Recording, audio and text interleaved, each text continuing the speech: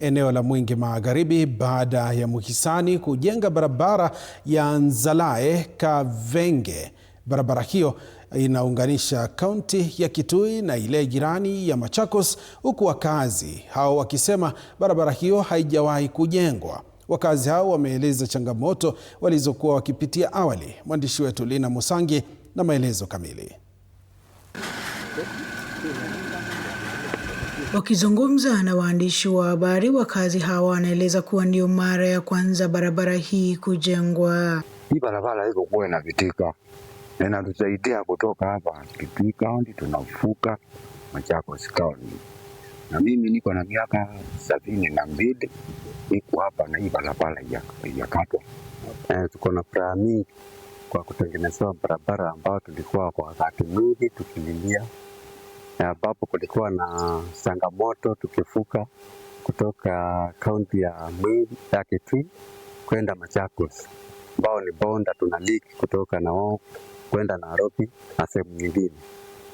Tunashukuru Mungu kwa sababu ya umoja wa wakaaji wa Mwingi ambao kwa jina lake anaitwa Engineer Ngenga. Wanaeleza kuwa hapo awali walilazimika kutumia njia ndefu na ngumu kufika katika kaunti ya Machakos kwa shughuli za biashara. Pepa mamboga na migongo kutoka Ngomola, kutoka Kivyoko kuja na miguu mpaka hapa Nzalae.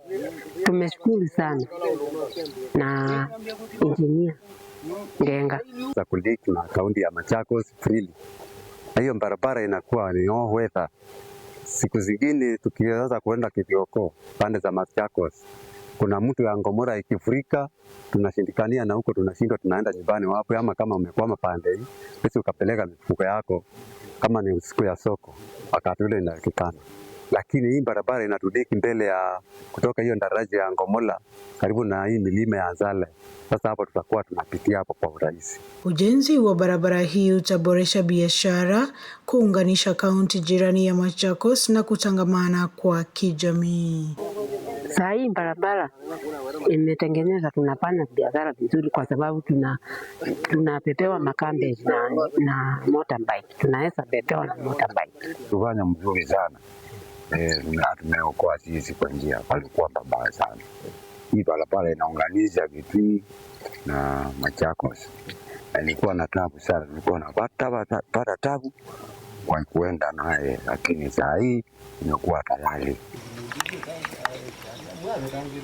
Ni afueni kwa wakazi wa eneo hili la Nzalae, Mwingi Magharibi, baada yao kutengenezewa barabara hii. Nikiripotia TV47 kutoka kaunti ya Kitui, jina langu ni Lina Musangi.